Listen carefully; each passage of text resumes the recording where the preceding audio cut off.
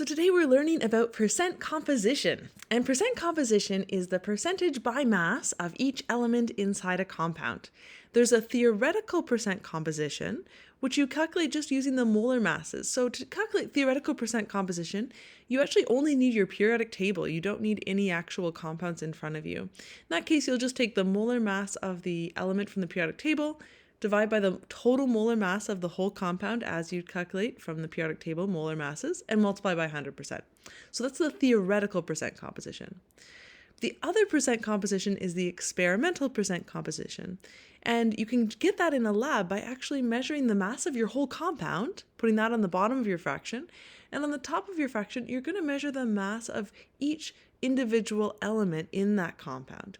When we divide the mass of the element divided by the mass of the whole compound times 100%, then we get the experimental percent composition. And one of the things we're going to use percent composition for is to figure out, well, which compound do I actually have? It's not so easy to tell, right? When we write down some chemical formula, like say the chemical formula for glucose. Well, how do you know you have glucose? It's a really, really tiny molecule. So how can you figure out you've got it? Well, one way is you could look at the percent composition, break it into its components, how many carbons are there, how many hydrogens are there, how many oxygens are there, and divide each of those masses of each element out by the mass of the whole compound, compare that to the theoretical percent composition, and then maybe you can tell what you've got.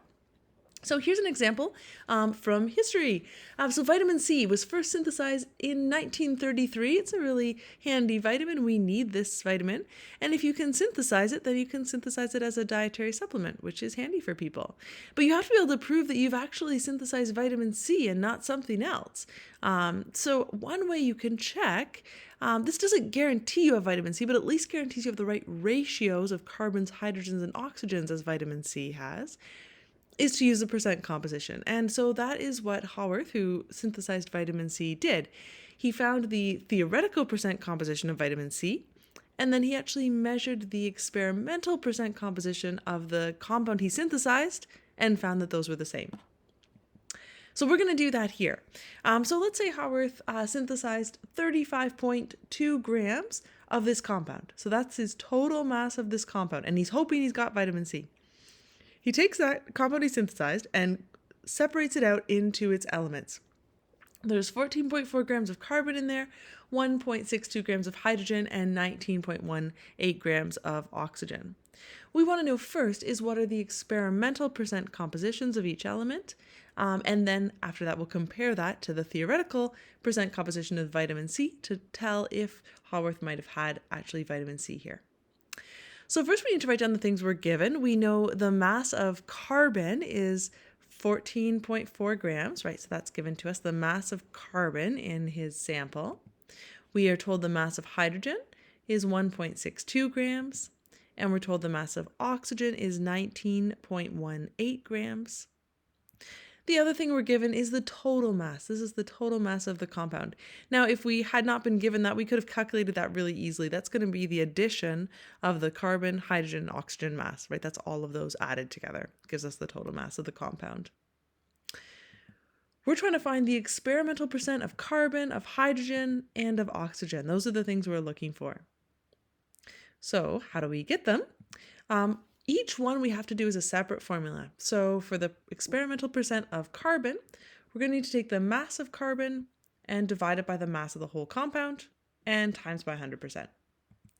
So I'm going to take the mass of carbon, which is 14.4 grams, divide by the whole compound, 35.2, and times by 100%. I find out that I have an experimental percent of carbon of 40.9%. This same process we're going to use for hydrogen and oxygen, so it just keeps repeating itself. We want to find the experimental percent of hydrogen. We take the mass of hydrogen, divide by the mass of the whole compound, and times by 100%. So we'll plug in our numbers. Our mass of hydrogen is 1.62. We're going to divide that by the mass of the whole compound, 35.2 grams, and multiply by 100%. And you get experimental percent of hydrogen of 4.6%. And last but not least, Oxygen, you could figure out oxygen actually just by subtracting, making sure your percentages should all about to 100%, so you could just subtract it. But a safer way to do it is to actually go straight from the formula, and then we're going to add up all our percentages at the end and make sure it adds to 100. So it's just there's two ways you can do this one basically. So we're going to take the mass of oxygen, which is 19.18 grams, divide by the mass of the whole compound to get the experimental percent of oxygen, and I get 54.5%. So those are my three experimental percentages of carbon, hydrogen, and oxygen. Here's where we're going to do our check. Do all of those add up to 100%? So check, does 40.9 plus 4.6 plus 54.5 all add up to 100%? Yes, it does. This is great. It adds up to 100%. So that's just a nice check to make sure you haven't made a little silly mistake, which is always easy to do in these problems. So we found the experimental percent of the actual masses that Haworth synthesized. To figure out if Haworth made vitamin C, if this compound that he made was actually vitamin C, we want to compare that to the theoretical percentages.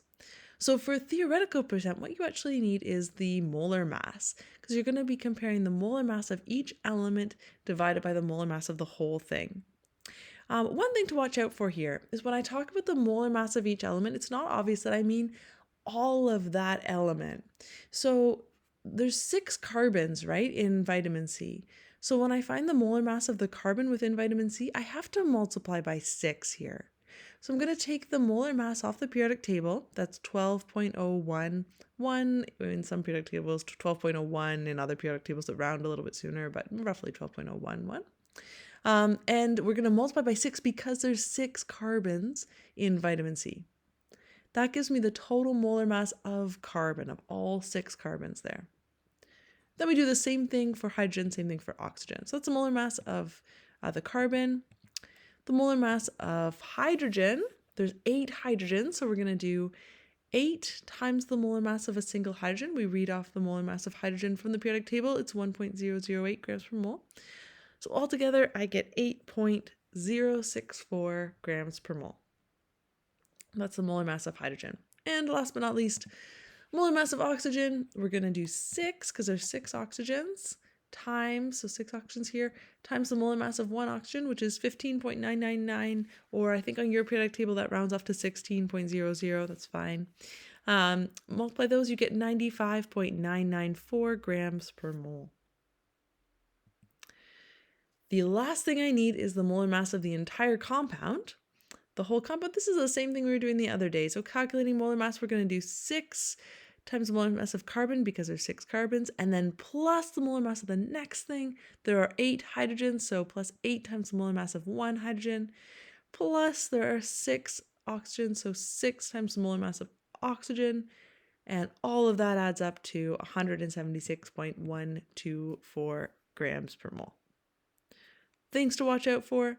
Don't forget, we're writing our units. Grams per mole is the unit of molar mass, and your symbol for molar mass is a capital M. Symbol for regular mass is a lowercase m. Just watch out for those things. Okay, so what are the theoretical percent compositions of each element then in vitamin C? We've written out our molar masses of each element as well as the molar mass of the whole compound. And the thing we're required to find here is the theoretical percent of carbon, of hydrogen, and of oxygen. That's what we're looking for. So what formula do I use? It's going to be a very similar formula to the experimental percent composition, but in this case I'm using molar mass of the element divided by molar mass of the whole compound instead of mass over mass. So it's a molar mass over a molar mass. So to start with, for carbon, I'll take the molar mass of the 6 carbons, divide by the molar mass of the whole compound. So that's going to be the 72.066 grams per mole. That's the molar mass of the 6 carbons. Divide by the molar mass of the whole compound and times by 100%. That's 40.9%. A familiar number. This is a good sign. We'll keep going because you never know. Maybe that was just lucky. Theoretical percent of hydrogen. We're going to take the molar mass of hydrogen. There are 8 hydrogens, so we use all 8 of them, the molar mass being 8.064. And divide by the molar mass of our entire compound, which is 176.124 grams per mole. We divide those out and multiply by 100%, and you get 4.6%. Last but not least, theoretical percentage of oxygen. Take the molar mass of oxygen, which is 95.994. That's the 6 oxygens there on top. Divide by the molar mass of the whole compound, and you get 54.5%. So we can always do our check. Make sure your percent compositions add up to 100%. We've got 40.9% is our theoretical percentage of carbon, 4.6% for hydrogen, plus 54.5% for oxygen. This adds up to 100. We're good. Okay, then we can compare them and see how do these things compare. Your experimental percent compositions were 40.9% for carbon, 4.6% for hydrogen, and 54.5% for oxygen, and those are exactly the same for the theoretical percent compositions. So did Haworth succeed in making vitamin C? Well, actually, we still can't say for sure when we look at this data, but this is helpful evidence towards the fact that he may have made vitamin C. So what this tells us is that at the very least, the ratios of carbons to hydrogens to oxygens in the compound that he synthesized was the same ratios as vitamin C, which hopefully means he has vitamin C. He'll need to do a few more tests to prove that he's really made what he's claimed to make, but this is a very good sign.